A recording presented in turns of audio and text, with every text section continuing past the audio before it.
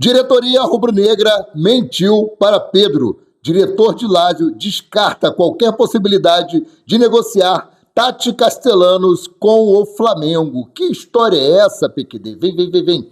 Vem comigo que no caminho eu explico. Primeiro, pedir para vocês que começaram a nos assistir, que deixem o like de vocês. Não são inscritos, se inscrevam, acione o sino da notificação e deem aquela moral compartilhando os nossos conteúdos. Canal Paraquedista Rubro-Negro e página Amaury de Paula Santos. Já se inscreveu? Já deu like? Então vem comigo que notícia é o que interessa e o resto não tem pressa. Vamos começar aqui falando sobre Flamengo e Santos. Os dois entram em campo hoje pela 14ª rodada do Campeonato Brasileiro. A partida será às 20 horas, lá na Vila Belmiro.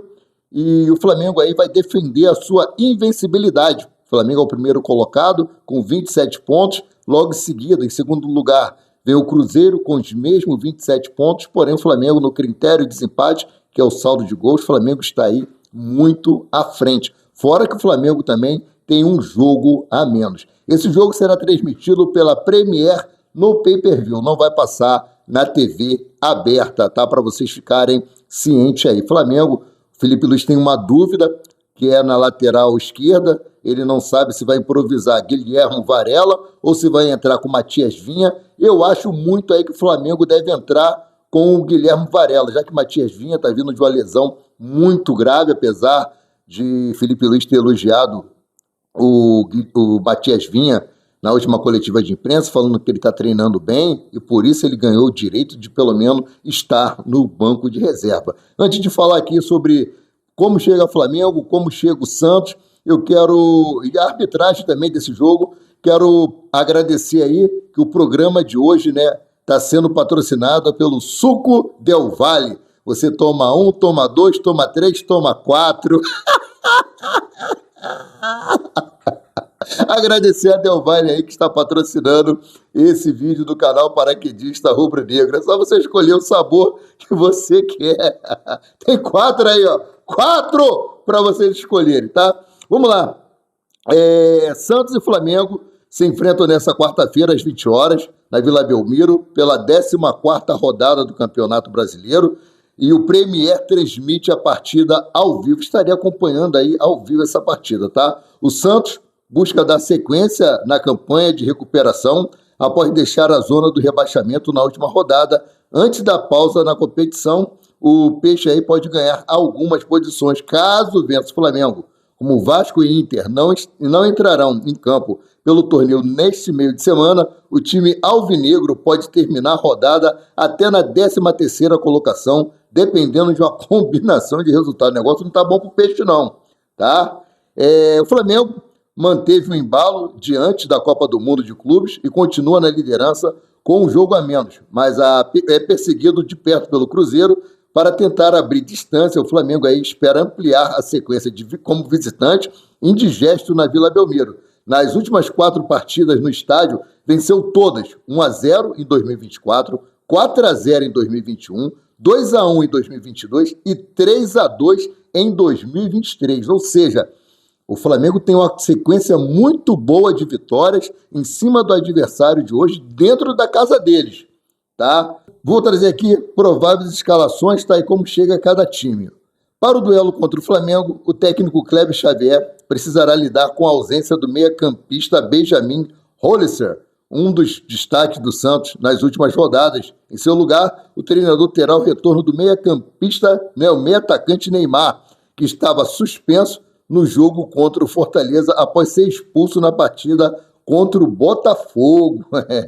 No ataque, o jovem David Washington deve ganhar uma nova oportunidade. Contratado nesta janela de transferência, o lateral direito Igor Vinícius começará o jogo no banco de reservas.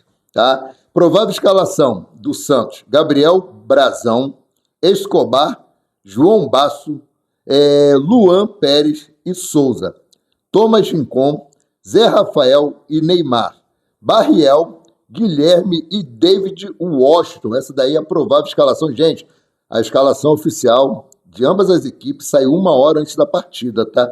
Provável escalação. Quem está fora? JP Shermont, suspenso. João Smith, suspenso. E Hollister, suspenso. Pendurados: João Paulo, Gil, Diego Pitaca, João Smith, Thomas Rincon e Tiquinho Soares. Tiquinho, que era do Botafogo, né? Flamengo, meus queridos, do Felipe Luiz. Felipe Luiz tem 4 desfalques para o jogo, incluindo seus 2 laterais esquerdos, titulares e reserva. Alexandro e Ayrton Lucas, lesionados. Como Vinha ainda recupera o seu melhor ritmo após ficar 10 meses parado, a tendência é que Varela seja improvisado na esquerda, após a boa atuação na vitória sobre o São Paulo. Alan deve ganhar sequência, mesmo com De La Cruz à disposição. Ou seja, aqui na conjectura, talvez o Alan seja titular e Nicolas De La Cruz no banco de reserva, tá? Provável escalação do Flamengo: Rossi, Wesley, Léo Ortiz ou Danilo, Léo Pereira, Guilherme Varela, Alan, Jorginho, Jorginho de Arrascaeta, Luiz Araújo, Bruno Henrique e Gonzalo Plata. Fecha o ataque do Mengão. Agradecer mais uma vez o patrocínio aí do Suco Del Vale. Bom, quem está fora do Flamengo? Pulgar, pé direito lesionado, Alexandro, coxa esquerda, Ayrton Lucas, canela esquerda e Michael, tornozelo esquerdo. Pendurados: Bruno Henrique, Wallace Ian e Eric Pulgar. A arbitragem dessa partida é a seguinte: Felipe Fernandes de Lima, de Minas Gerais. Árbitro assistente número 1, Guilherme Dias Camilo, de Minas Gerais. Árbitro assistente número 2, Fernando Nandria Gomes Antunes, também de Minas Gerais. Quarto árbitro, Kleber Ariel Gonçalves, do Paraná. E o VAR fica por conta de Caio Max Augusto Vieira, de Goiás. Então essa aí é a ficha técnica de Flamengo e Santos. Santos e Flamengo, porque o mando de campo é do Santos. Agora vamos entrar aqui no assunto sobre mercado de transferência, mercado da bola. Lembrando, a janela de transferência abriu no dia 10 de julho e vai até o dia 2 de setembro. Ou seja, hoje é dia 16, já se passaram 6 dias e o Flamengo continua monitorando e toda hora muda de alvo. Mas vamos aqui para um que o Flamengo já vem falando aí já há uns 2 dias. Diretor da Lazio descarta a possibilidade de vender Tati Castellanos, alvo do Flamengo. Rapaz, lembrando que a Lazio está passando por uma dificuldade. Ela recebeu uma transfer ban, não pode contratar jogador durante 3 janelas de transferência. E eu penso o seguinte: você tem uma cama, você vai vender essa cama sem ter dinheiro para comprar outra? Você vai dormir no chão? É um exemplo que eu estou dando aqui muito corriqueiro. Se o Lazio vender o atleta, ele vai contratar quem? Ele não pode repor ninguém ali naquela posição. Mas vou trazer aqui a justificativa. Apontado como alvo prioritário do Flamengo no atual mercado da bola, Tati Castellano não será uma investida fácil para a alta cúpula rubro-negra viabilizar. Ao menos é que sinaliza a diretoria do clube detentor dos direitos econômicos do argentino, que é a Lazio. Menos de 24 horas depois do jornalista Vene Casagrande, do SBT, afirmar que o mais querido estava próximo de acertar com o goleador, o portal torcedores.com entrou em contato com representantes da Lazio na tentativa de entender a posição oficial da equipe italiana, e o retorno não foi favorável para o Mengão. Rapaz, vamos lá, aqui que eles apuraram. Procurado pela reportagem do torcedores.com, o diretor de futebol do Lazio, Ângelo Fabiani, frustrou a expectativa da nação, descartando qualquer possibilidade de venda do atacante argentino nesta janela de transferência. O posicionamento do dirigente reflete a postura taxativa do clube da Série A italiana no mercado quando o assunto é Tati Castellano. O atleta chegou a receber ofertas de outras equipes do velho continente, como o Nottingham Forest e o Nice, mas todas as investidas foram prontamente rechaçadas pela diretoria Laziale. Então a Lazio não pretende vender o jogador, e tem esse problema do transfer ban. Vai vender o jogador e vai colocar quem no lugar? Não pode contratar. Bom, vamos aqui para as aspas. Não sei sobre o Flamengo, mas ele não está à venda, nem por 30 milhões de euros. Fecha aspas, disse Fabiani, diretor da Lazio. Então, o Flamengo continua tentando contratar o jogador, continua nas tratativas, já tem um acerto verbal com o jogador. O problema agora é resolver com a Lazio. Segundo informações que eu obtive, A Lazio ficou sabendo desse desejo do Flamengo pelo atleta através das redes sociais, através da mídia, né? O Flamengo, em nenhum momento, segundo informações que eu obtive, não abriu negociação com a Lazio, não falou com a Lazio sobre o interesse do jogador. Ficou sabendo aí através das mídias sociais. Bom, mudando aqui de assunto, Flamengo está prestes a realizar uma das maiores compras de sua história. Segundo o jornalista Leandro Cardoso, Flamengo avançou significativamente nas negociações com o Dínamo de Moscou e deve oficializar nos próximos dias a contratação do meia colombiano por valores milionários, ou seja, Jorge Carrascal. A expectativa é que o acordo seja assinado até sexta-feira, agora, dia 18, colocando fim em uma longa e turbulenta tratativa. Vamos ver se vai acontecer mesmo. As conversas estavam travadas por causa da forma de pagamento proposta inicialmente pelo Flamengo. Isso porque um dirigente do clube russo se mostrou publicamente insatisfeito com os termos, gerando aí incertezas. No entanto, com a entrada de intermediários experientes como o executivo José Boto, um novo acordo foi costurado e agradou todas as partes envolvidas. O Flamengo já tem um acordo verbal com Jorge Carrascal, tempo de contrato, salário, só faltar e acertar com o Dínamo, tá? Segundo fontes ligadas à negociação, o Flamengo desembolsará 15 milhões de euros, cerca de 85 milhões de reais, com uma entrada maior que a prevista anteriormente. Por isso, o Dínamo de Moscou sinalizou positivamente e deu andamento à liberação do jogador Carrascal, de 27 anos. Já havia acerto de bases salariais com o clube carioca e assinaria o contrato até 2029. A primeira proposta do Flamengo que foi recusada foi de 11 milhões de euros. Essa proposta aqui de 15 milhões de euros pode chegar a 20, porque o Flamengo ainda vai ter bônus por metas cumpridas aí pelo atleta do Flamengo, tá? Mudando aqui de assunto, outro problema é que a Lazio está passando por uma crise que bem interfere aí na negociação. Eu falei na pauta acima, né? Eu emendei. Então vamos mudar aqui de assunto.